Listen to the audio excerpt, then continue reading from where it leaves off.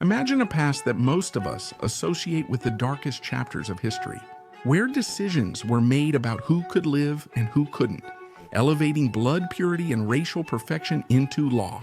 You might say that was the era of Nazism. That can't happen again. But history has a strange ability to repeat itself, not in the same form, but in new disguises. Pay close attention. Today in America, some still talk about good and bad genes, saying the strong survive and the weak are out of luck. This isn't propaganda from the 1940s.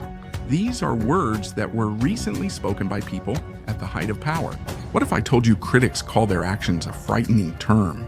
Gentle eugenics. Not overt sterilizations or gas chambers, but an unseen force that can transform society.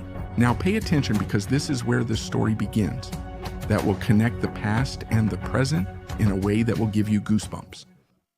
Welcome to the channel Beyond Borders, where we uncover hidden connections, power games, and conflicts that shape our world. What is eugenics? I think America is struggling today because people with bad genes are coming across our borders. Murderers, violent people, individuals who are genetically predisposed to destroy our society. That's what Donald Trump said. If you guessed this was a quote from Adolf Hitler, you'd be close. Now, pay attention, because it took some time before these ideas reached the Nazis. It all actually started in the United States. Eugenics meant deciding who had the right to live and who didn't. To make it absolutely clear, eugenics is the idea that humanity can be improved by allowing only the right people to reproduce. Healthy, strong, successful people.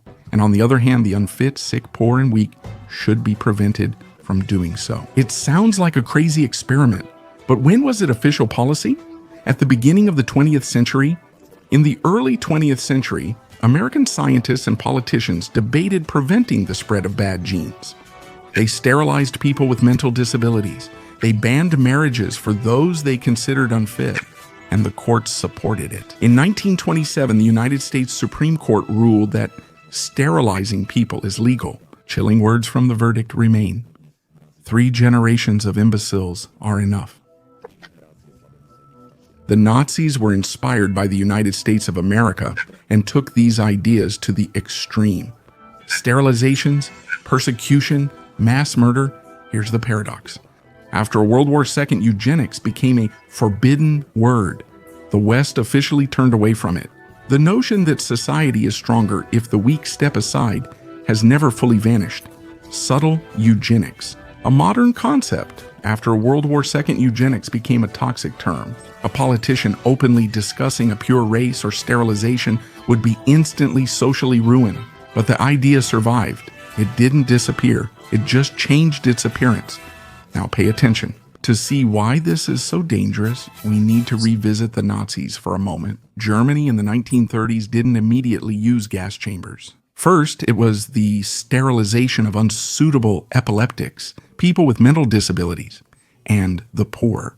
Then came the Action T4 program, which killed disabled children and adults deemed worthless by the regime. Doctors were signing papers deciding who was worthy of life and who was not. Only then was this model extended to entire nations. Now imagine that chilling shift. It starts with the argument that we must protect society from weak genes. Even after 1945, the idea that society should favor the strong and let the weak die out did not fully disappear. The form changed, not the essence. Gentle eugenics doesn't mean forced sterilization. It means you set up society so that the unwanted drop out of the system on their own. How?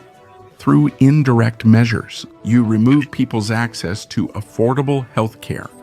You see it with vaccinations. You cut social programs and you say the strong will survive. The weak are out of luck. It's subtle. No one can accuse you of gas chambers, but the result can be similar. A society where the weak have no chance. Critics call it subtle, silent eugenics. It's not in textbooks. It's not written in black and white in the laws, but it's a way of thinking that's increasingly being voiced even by people at the top of American politics. This is how, through small, subtle steps, ideas we thought the Nuremberg Tribunal had buried can return to society.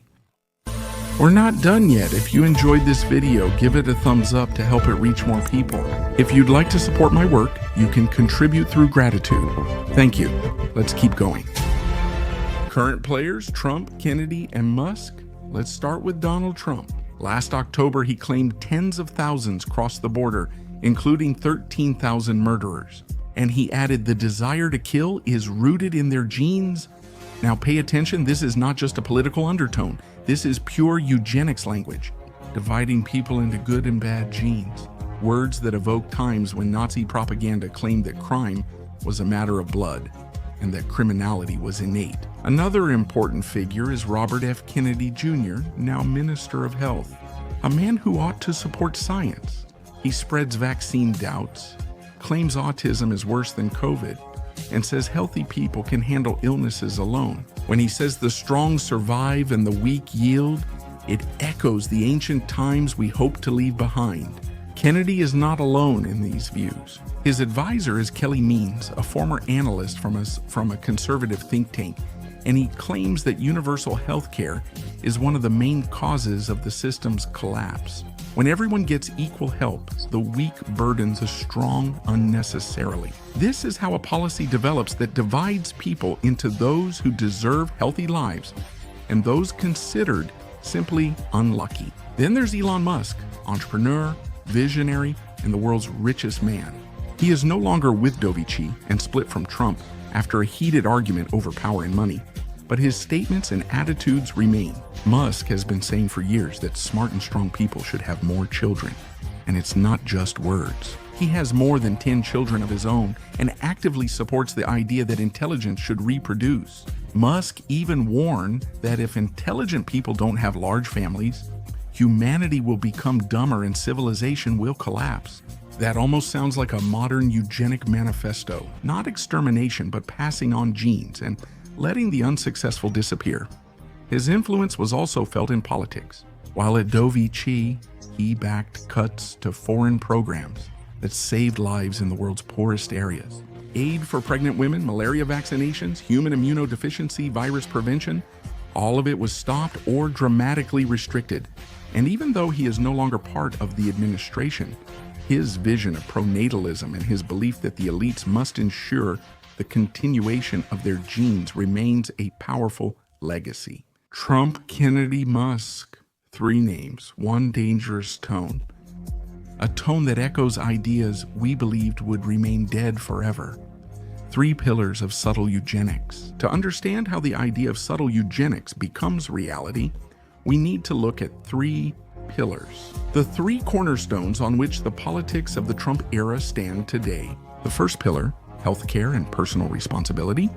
Robert F. Kennedy Jr. The Minister of Health says that Americans do not need mass vaccinations or extensive programs. He says removing food toxins and exercising more will eliminate diseases. Listen closely. According to Kennedy, lifestyle diseases are just a privilege of weak people.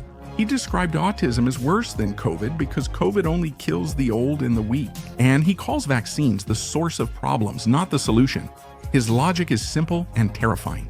The strong survive, the weak fall, and the state won't stop them anymore. The second pillar, autism and intelligence. Elon Musk. Even though he's no longer part of the government, his vision remains present. He thinks the world's future relies on smart people having many children. He has over 10 himself. He keeps saying that if smart people don't have kids, civilization will collapse. The idea sounds almost innocent. Who wouldn't want more children to be born? But the hidden question is dangerous. Who decides who's intelligent and what happens to the rest? This is a modern take on an old idea. We will only spread the genes we consider valuable. Let the others gradually disappear. The third pillar, cuts and selection, and in the end cuts. Dovish and the Trump administration stopped programs that helped millions of the most vulnerable. Help for pregnant women, human immunodeficiency virus prevention, vaccination against tuberculosis and malaria. The result? Millions lack basic care, no shootings, sterilizations, or deportations. Just a bureaucratic decision that has the same effect. The weak won't survive. That's the essence of soft eugenics. It doesn't sound like an order or come with sirens and soldiers. It arrives quietly, like a budget cut, like a reform, like a slogan about personal responsibility. Critics and moral consequences. Now pay attention, because this is where the biggest question arises. Is it just politics? Or is it a return to an idea the world once rejected? Scientists and doctors are sounding the alarm. They say clearly diseases, obesity, or addictions are not just a matter of personal will. Genetics, environment, income, and care, access matter. Kennedy says healthy people won't die from measles, but experts disagree. Most deaths without vaccines are children, those who can't make the decision for themselves. Humanitarian groups warn that cuts to United States Agency for International Development or Global Alliance for Vaccines and Immunization will impact millions. Some economists estimate that saving $1 billion causes hundreds of thousands of unnecessary deaths in developing countries. That's the price paid by the voiceless. Now pay attention. Historians warn that talk of good and bad genes closely resembles language used in Europe 90 years ago. It began with sterilizations and ended in mass graves. Today, we may not have gas chambers, but the principle that society should be stronger if the weak fall away is eerily the same. Many critics also note that soft eugenics, unlike the Nazis, does not separate people by race. It divides by social class, whether you're rich, healthy, and educated, or poor, sick, and vulnerable. In short, the privileged versus the powerless, with the moral question lingering. Is it fair for healthcare or the chance at life to become a reward only for those who were lucky in genetics or family background? Or should society also protect those who cannot defend themselves? History repeats, but never in the same way. Past lessons inform current United States of America policy, but the rhythm of repetition is eerily familiar.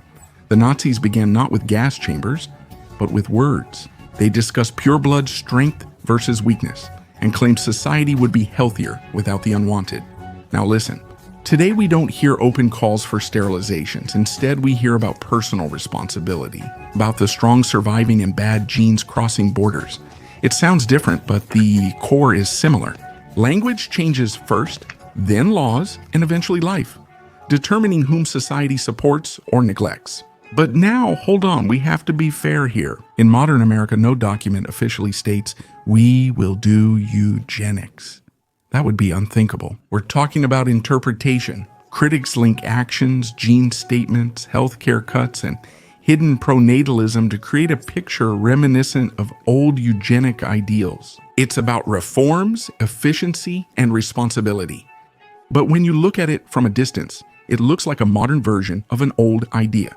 The strong deserve to survive, the weak are out of luck.